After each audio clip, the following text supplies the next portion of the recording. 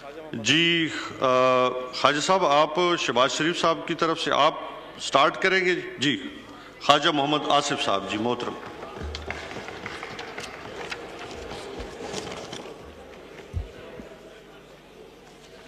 शुक्रिया जनाब चेयरमैन।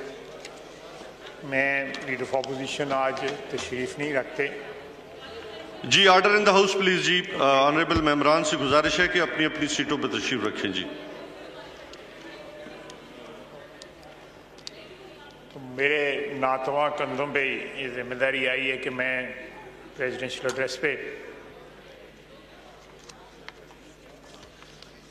जनाब चेयरमैन आज से कुछ 5-6 रोज़ कबल मैंने एक मुख्तसरन तकरीर की थी, को 9-10 मिनट की। तो मेरे भाई हैं नूर आलम साहब, उन्होंने कहा कि लगता है तुम्हारा सॉफ्टवेयर अपडेट हो गया है।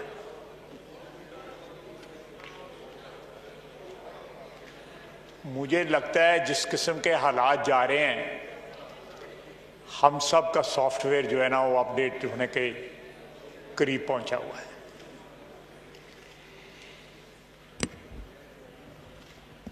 मैं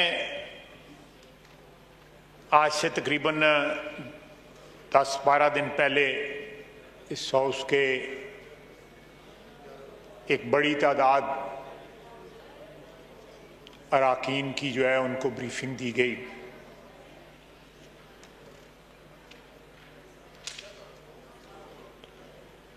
और बड़ी कैंडिड, नो होल्ड्स बार्ड वाली ब्रीफिंग थी जो आर्मी चीफ ने और डीजी ISI ने दी। और 8 घंटे की उस ब्रीफिंग में मामला जो थे वो कंप्लीट ना हो सके। 3 आइटम्स थे, इंटरनल सिक्योरिटी, कश्मीर और अफ़गानिस्तान। और अफ़गानिस्तान के ऊपर ही 8 घंटे लग गए और अभी वो भी मुकम्मल नहीं हुई थी briefing.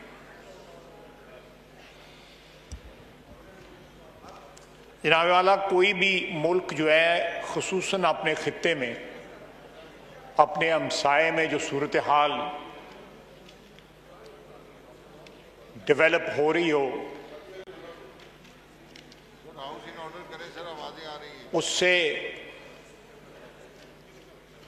Order in the house please. जी ऑनरेबल मेंबरान से गुजारिश है कि आप तशरीफ रखें। जी अपनी उससे उस सूरत हाल से हम पाकिस्तानी जो हैं, चाहे वो हुकूमत है, हुक्मरान अशराफिया है या आम आदमी है, ला ताल्लुक नहीं रह सकता।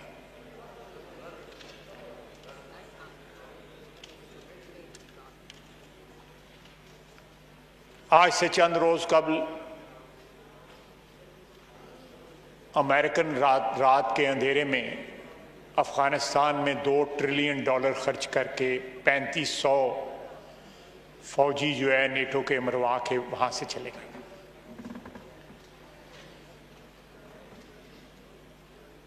और उसके बाद जो है जिस तरह उस एयरपोर्ट पे लूटमार हुई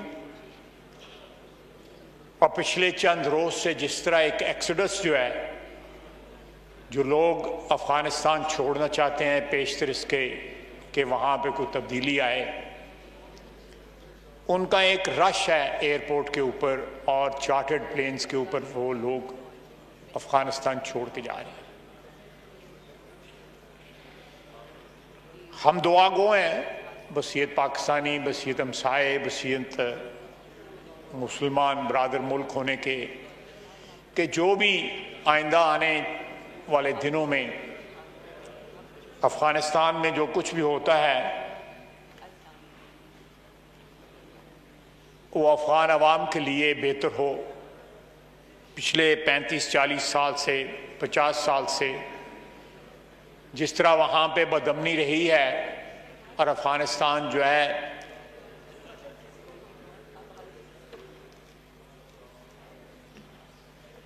नेटो का, उससे पहले रशियन सोवियत यूनियन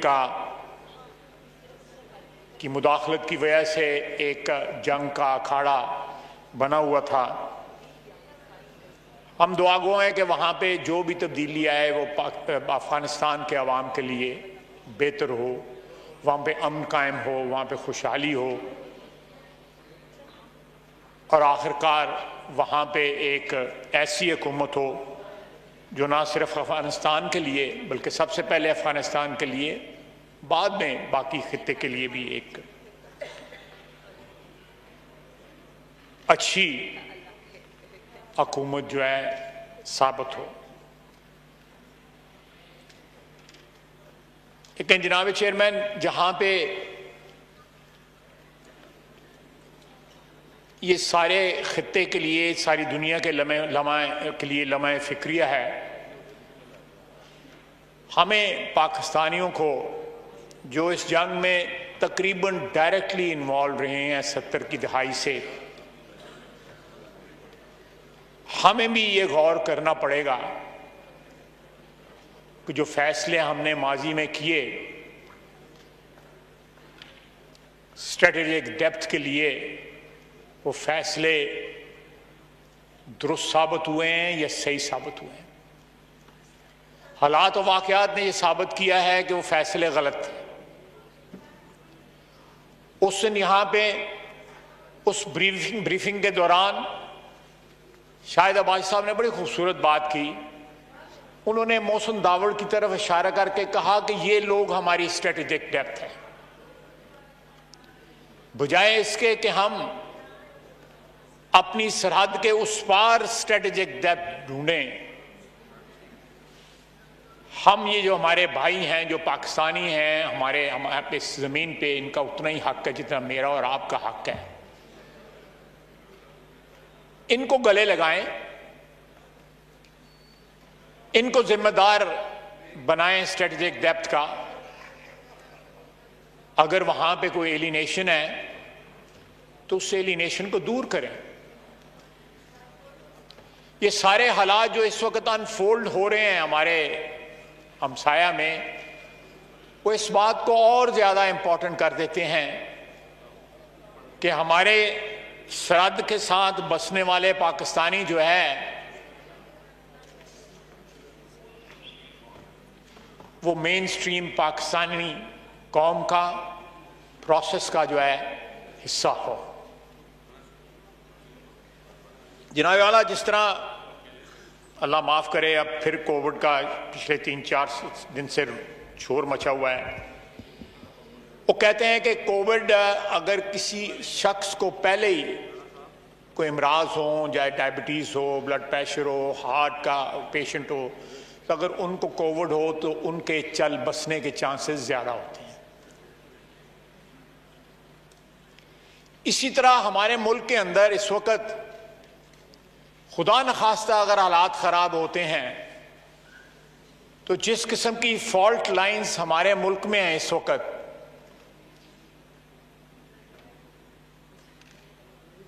मजहब की बुनियाद पे फॉल्ट लाइंस हैं, लिसानी बुनियाद पे फॉल्ट लाइंस हैं, सब नेशनल्स जो हैं उन नेशनैलिटीज़ के बुनियाद पे फॉल्ट लाइंस हैं।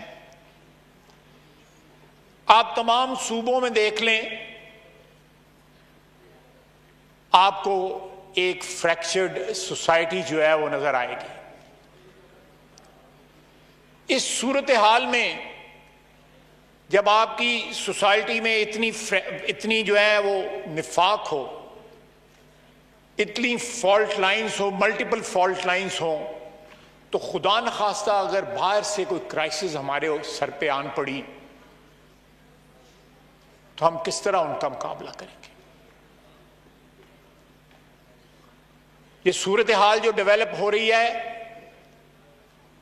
ये एक मुत्तहिद कौम ही इसका मुकाबला कर सकती है,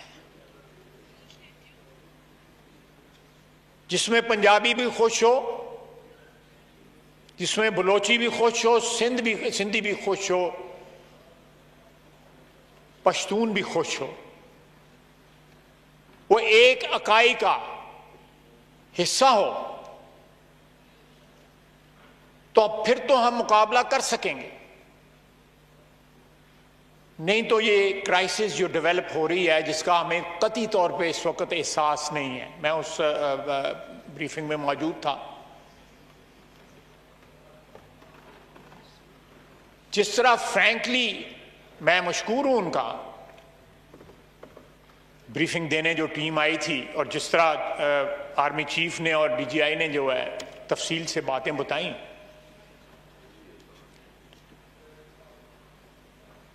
सिचुएशन जो है जनाब चेयरमैन इतनी अलार्मिंग है कि किसी वक्त भी जो है ना ये सारा कुछ जो एक फसाड है ये केवन हो सकता है हमारे सर पे।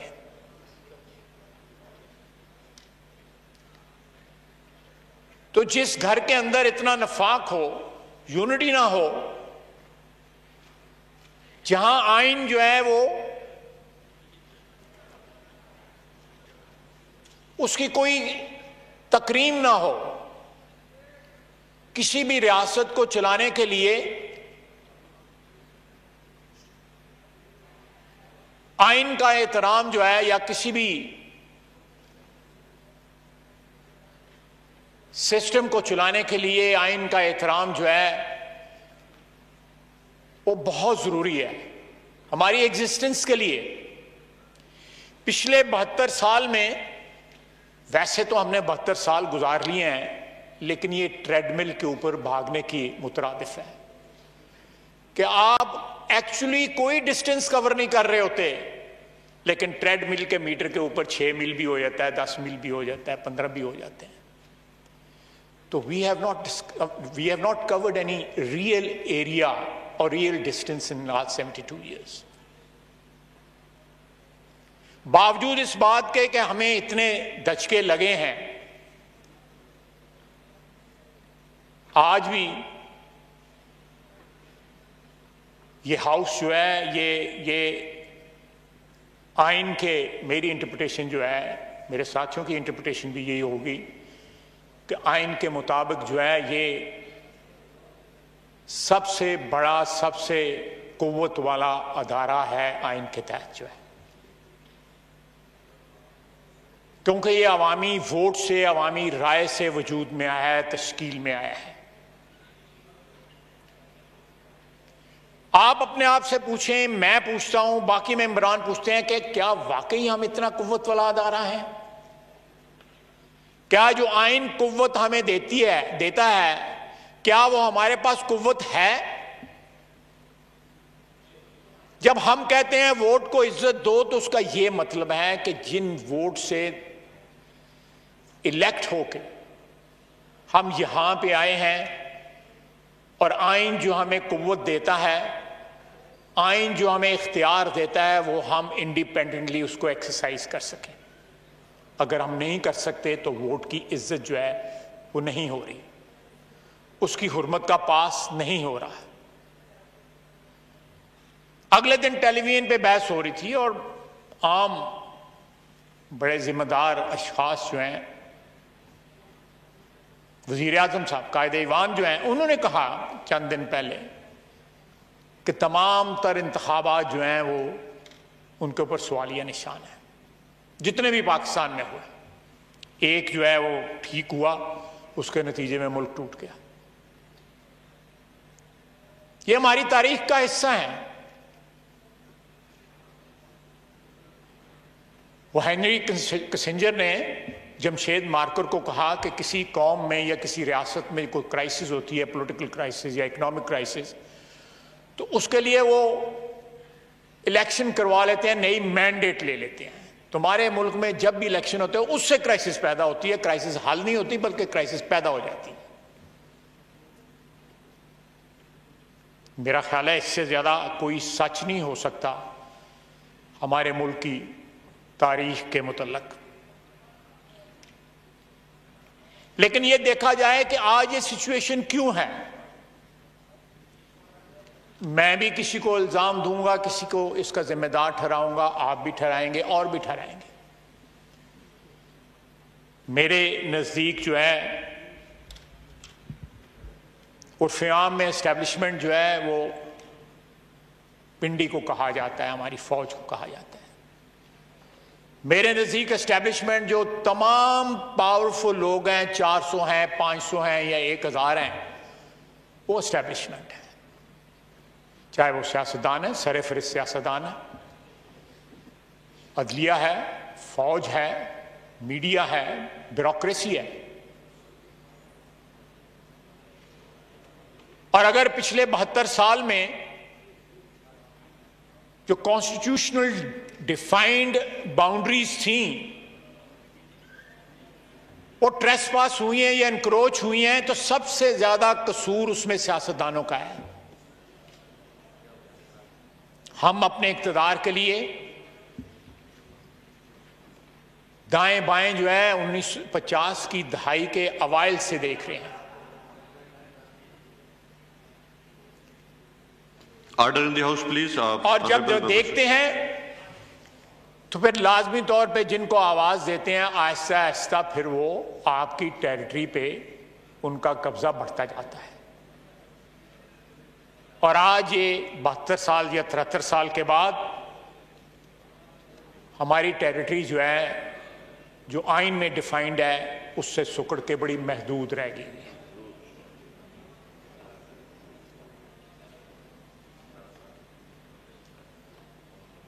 इसका सवाल जो है या इसका जवाब लेने के लिए हमें कहीं और जाने की जरूरत नहीं, अपने गिरेबान में देखने की जरूरत है कि मुख्तलिफ अदवार में पिछली 7 दहाइयों में सियासतदानों ने किस तरह अपनी टेरिटरी जो है नेगोशिएट की अपने इक्तदार के लिए, एस्टेब्लिशमेंट के साथ, जो भी एस्टेब्लिशमेंट आप कह लें उसको, अपने इक्तदार के लिए, अपने जाती इक्तदार के लिए, पार्टी के इक्तदार के लिए, अपने ग्रोही इक्तदार के लिए किस तरह नेगोशिएट की या किस तरह सरेंडर की। आज जिस तरह खतरे हमारे ऊपर मंडला रहे हैं, जनाब वाली, पाकिस्तान वाहिद मुल्क है दुनिया के जो दोनों तरफ से फेंस्ड है। हमारे मशरकी बॉर्डर के ऊपर भी फेंस है, मगरबी बॉर्डर के ऊपर भी फेंस है। मशरकी भी हिंदुस्तान ने बनाई हुई है, मगरब पे हमने बनाई है। जनूब में समुंदर है और हिमालय है हमारे शमाल में।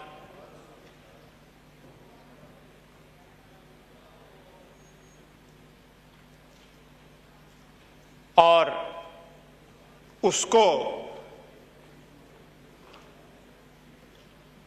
इन हालात में अगर हम इसी तरह मुल्क चलाते रहे और इसी तरह हमारी कौमी से जो है वो फ्रेजाइल रही, तो खुदा न खास्ता अगर तब्दीली जो है वो मनफी, अफगानिस्तान में तब्दीली जो है को मनफी असरात मुरतब करती है हमारे ऊपर, तो अल्लाह ना करे हो सकता है हम उसको बर्दाश्त उन असरात को ना कर सकें। जिस तरह मैंने आगे जो है पहले जो है कोविड-19 की जो है ना मैं मिसाल दी है कि हम उस बीमारी को या उस वबा को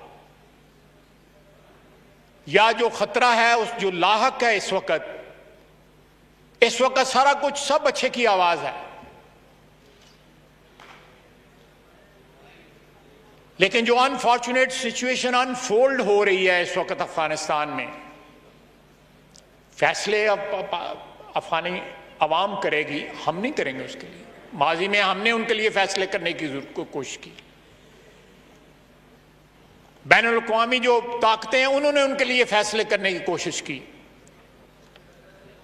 लेकिन तमाम तर तजर्बात जो है पिछली 4 दहाइयों में वो नाकाम साबित हुए।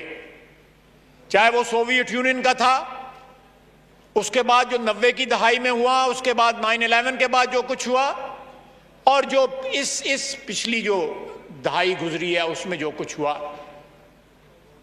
जनाब वाला, ये तारीख का सबसे बड़ा सबक है।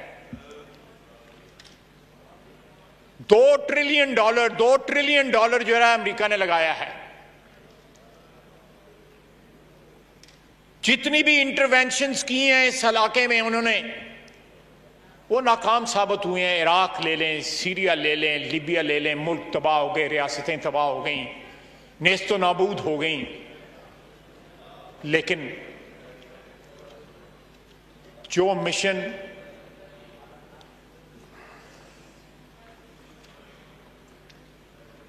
अस्सलाम वालेकुम।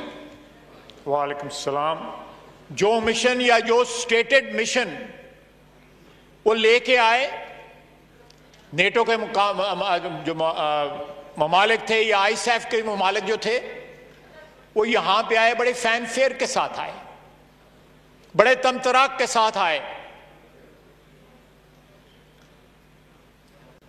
और जिस तरह वो गए हैं, मेरा ख्याल है कि वियतनाम से जिस तरह अमेरिका निकला था, ये उससे भी ज्यादा बदतरीन जो है ना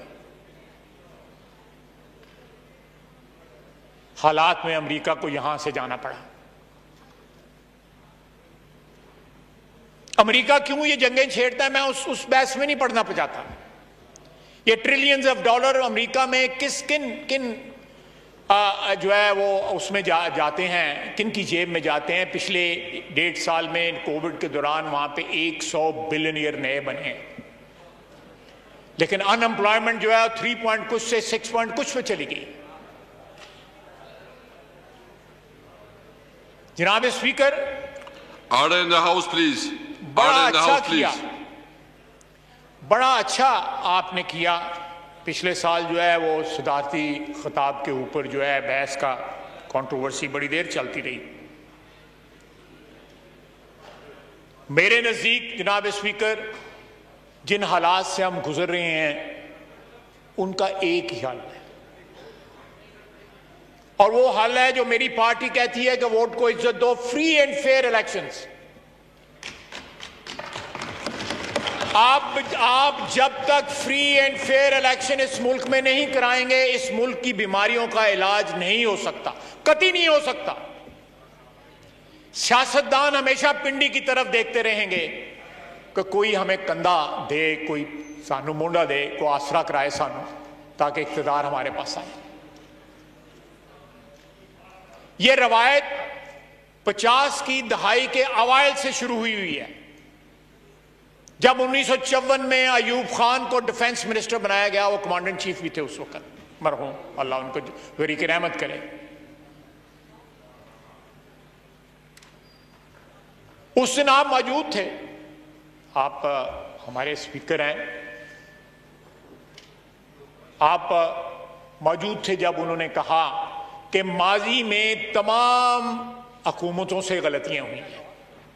अगर मैं गलत कहीं आप मुझे टोक सकते हैं, inclusive of military governments also.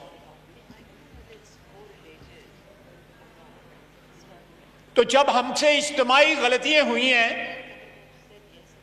तमाम फ्री कैन जो हैं, तमाम कंपोनेंट्स जो हैं इस पावर स्ट्रक्चर के, उन तमाम से गलतियां हुई हैं, तो आइए अवाम के पास जाएं, उनसे एक साफ और शफाफ मैंडेट लें और उस मैंडेट का एहतराम करें। आइन की जो हदूद और कयूद हैं, जो डिफाइंड हैं, उसमें उनका एहतराम करें। जो टेरिटरी इंक्रोच हुई है, वो टेरिटरी वापस जाए उन तमाम अदारों को या उन तमाम इंस्टीट्यूशंस को जिनको वो बिलोंग करती है वो टेरिटरी। जनाब स्पीकर, इस हाउस के कस्टोडियन की हैसियत से आप पे भी ये जिम्मेदारी आयद होती है कि आप भी इस हाउस को एम्पावर करने के प्रोसेस में अपना किरदार अदा करें। और हम जो मेंबरान हैं इस हाउस के, बिला तफरीक के किस पार्टी से हमारा तल्लक है, हम भी अपने जाती और ग्रोही मफादात से बालातर होके इस हाउस को, जो पाकिस्तान की 22 करोड़ आवाम की ख्वाहिशात का मजहर है, उसको इन द ट्रू सेंस जो है, रिफ्लेक्शन जो है पाकिस्तान की आवाम की जो एस्पिरेशंस है वो बनाएं। ये पावर गेम जो है पाकिस्तान के 22 करोड़ आवाम को एक्सक्लूड करके आप नहीं खेल सकते, आप नहीं खेल सकते। जब तक पाकिस्तान के 22 करोड़ अवाम इस पावर गेम में शामिल नहीं होंगे, जो एक्चुअली ताकत का सरचश्मा है, मैं आज अपने हल्के के अवाम के वोटों की वजह से यहां पे हूं, आप भी अपने हल्के के अवाम के वोटों के, लेकिन क्या ये पावर गेम्स जो पिछले 70 साल से यहां पे 72 साल से खेली जा रही हैं, उनमें अवाम का कुछ बेहतरी हुई है? नहीं। अवाम के हालात जो हैं वो दिन ब दिन दिगरगू हो रही हैं। महंगाई आसमान से बातें कर रही है। अगर कहीं पे कुछ चंद इंडिकेटर्स जो हैं वो बेहतर हुए हैं तो उनका फायदा आम आदमी को नहीं पहुंचा, ना पहुंच रहा है। ये हमारी जिम्मेदारी है। वसीयत हुकूमत की जिम्मेदारी है, लेकिन वसीयत नुमाइंदे के हमारी भी जिम्मेदारी है।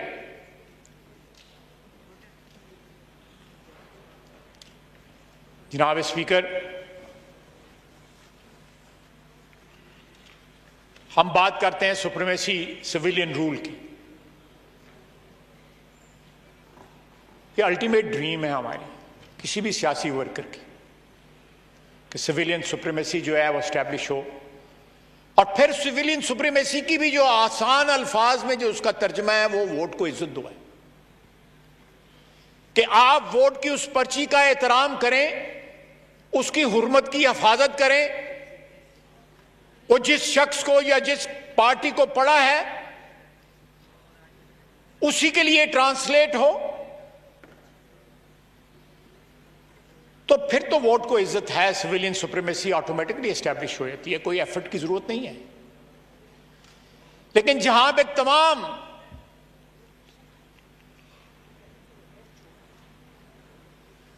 इलेक्शनों पे सवालिया निशान होगा, जहां पे इलेक्शन इंजीनियर किए जाएंगे अपने मर्जी के नतायज हासिल करने के लिए, जहां इक्तदार की मोहब्बत आपको आइन के पामाल करने से भी नहीं रोक सकती, बल्कि टेम्प्ट करती है कि आप आइन को भी पामाल करें।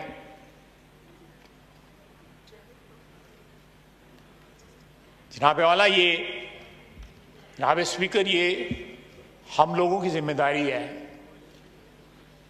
जिन लोगों को इस कौम ने नवाजा हुआ है, इज्जत दी है, तकरीम दी है, इस मुअज़्ज़ज़ ऐवान में भेजा है। अगर हम खुद अपनी पावर जो आइन हमें देता है एब्डिकेट कर दें, उनकी हिफाजत के लिए जो है वो अपना फर्ज अदा ना करें, तो हम किसी और से शिकायत करने का कोई हक नहीं रखते। मैं ज्यादा खुल के बात नहीं करना चाहता हूं। नूर आलम ने सही कहा, मेरा जो है सॉफ्टवेयर अपडेट हुआ है, लेकिन आप भी मुस्कुरा रहे हैं, आप भी समझ रहे हैं मैं क्या बात कर रहा हूं। आप भी उसके ऐनी शाहिद हैं, मैं भी उसका ऐनी शाहिद हूं।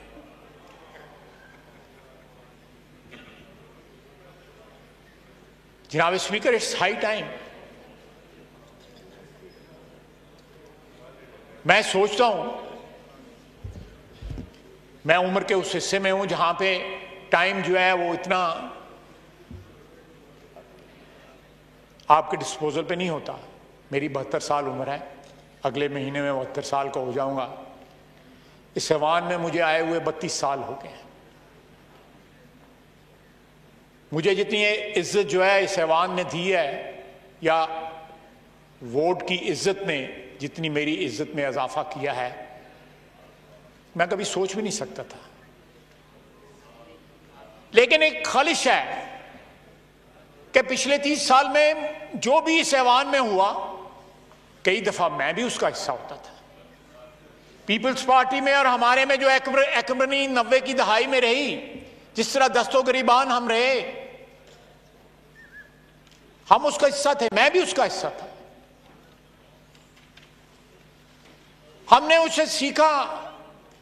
2006 में मिसाक जमहूरियत साइन किया,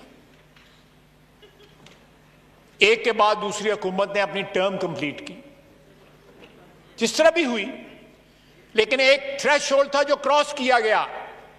उस एहसास के होने की वजह से कि 90 की दहाई में जो कुछ हुआ वो ठीक नहीं था। हमने बार बार डायरेक्ट इंटरवेंशन नहीं तो 90 की दहाई में जो है वो इनडायरेक्ट इंटरवेंशन होती रही और 99 में आके फिर डायरेक्ट इंटरवेंशन रही और 8-9 साल फिर फौजी हुकूमत यहां पे रही और फिर हम ही सियासतदान उस हुकूमत का हिस्सा बने। उससे पहले भी सियासतदान जो हैं उन हुकूमतों का हिस्सा बनते रहे जो फौजी मुदाखलत के नतीजे में आती रही। Why blame just one component? सहूलतकार हम बनते हैं, हम सियासतदान सहूलतकार बनते हैं।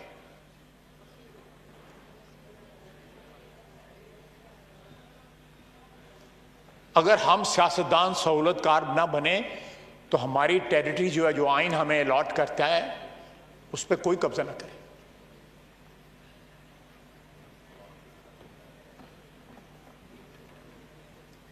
ये जो तब्दीली अफगानिस्तान में आ रही है, ये जहां पे मैं दुआगो हूं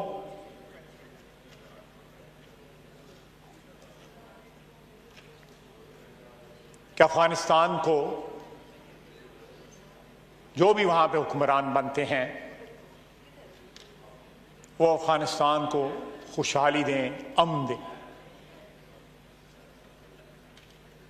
और इस रीजन में जो पिछले 30-40 साल का खलफशार है वो ख़त्म हो। चाइना हमारा बड़ा अजीज और करीबी हमसाया भी है, साथी भी है, मददगार भी है। साउथ ईस्ट एशियन स्टेट्स हैं उसके ऊपर, साथ हमारा भाई ईरान है। मगरब मशरक की तरफ जो है हमारा एक होस्टाइल हमसाया है। थोड़ा सा ऊपर घंटे सवा घंटे की फ्लाइट के ऊपर चले जाएं, आप रशियन फेडरेशन में चले जाते हैं। हमें चाहिए कि अपनी खारजा पॉलिसी को रीजनलाइज करें। 7 समुंदर पार जो लोग बैठे हुए हैं उनका एहतराम भी जरूरी है, उनसे भी दोस्ती जरूरी है, लेकिन जिनके साथ हमारी दीवार मिलती है, जो हमारे नेक्स्ट डोर नेबर्स हैं, अगर हमारे उनके साथ ताल्लुकात जो है दुरुस्त ना रहें तो 7 समुंदर पार से तो कोई आपकी मदद के लिए नहीं आएगा। ये हमारी तारीख गवाह है। हम बहरी बेड़ों का इंतजार करते रहे और हमारा मुल्क जो है 2 लख्त हो गया। उन्हें जाने गंवाई, ट्रिलियंस ऑफ डॉलर गंवाए, कई जंगें लड़ी सेकेंड वर्ल्ड वॉर के बाद। अल्टीमेटली उनकी कमिटमेंट का क्या हुआ? उस सरजमीन को छोड़ के वो चले गए। बहुत बेग गोरो कफन जो है लाशें छोड़ के चले गए। जिस तमतराक के साथ 9/11 के बाद आए वो कमिटमेंट कहां गई?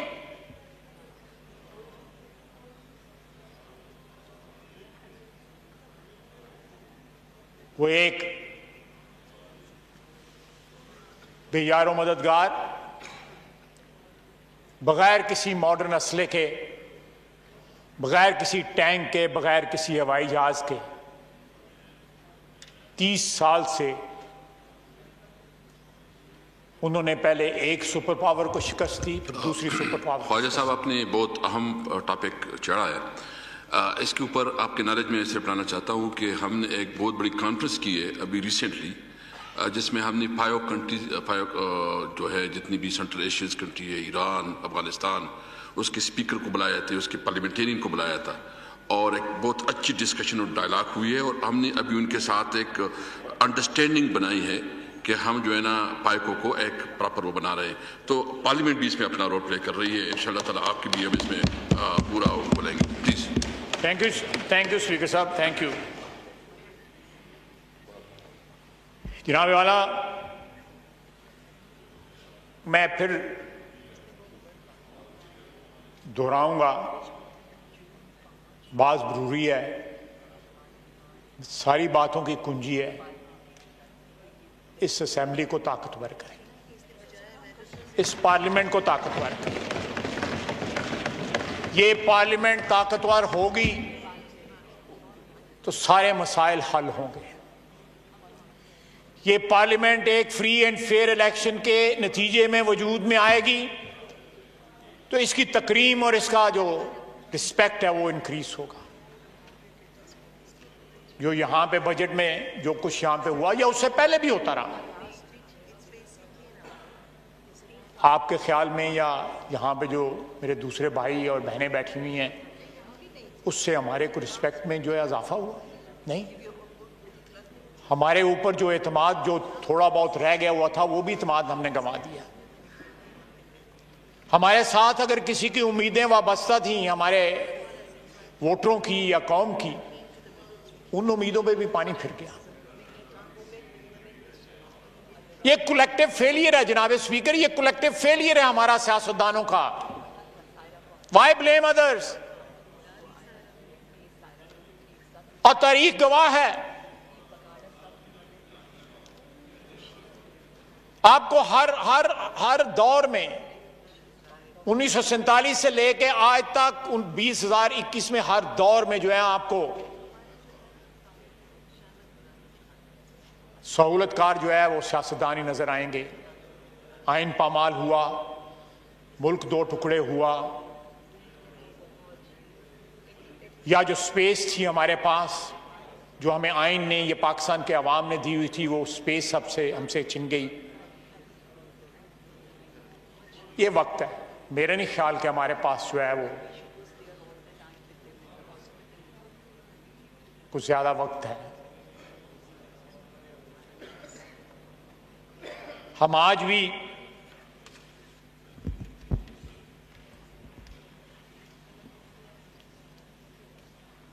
जिन हालात में पड़े हुए हैं, हम एक कौम की हैसियत से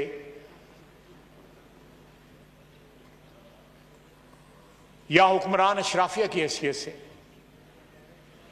वो हालात इस बात की गवाही देते हैं कि हमें जो जिस तरह आपने भी कहा कि हमारे खित्ते के हालात से हम बिल्कुल लाताल्लुक हैं। खुदा न खास्ता मैं बातें क्योंकि इन कैमरा के की गई हैं, मैं यहां पे नहीं कहना चाहता। आपको पता क्या कहा, और जिस तरह उन्होंने बताया कि हकीकी खतरा जो है वो कितना करीब है हमारे,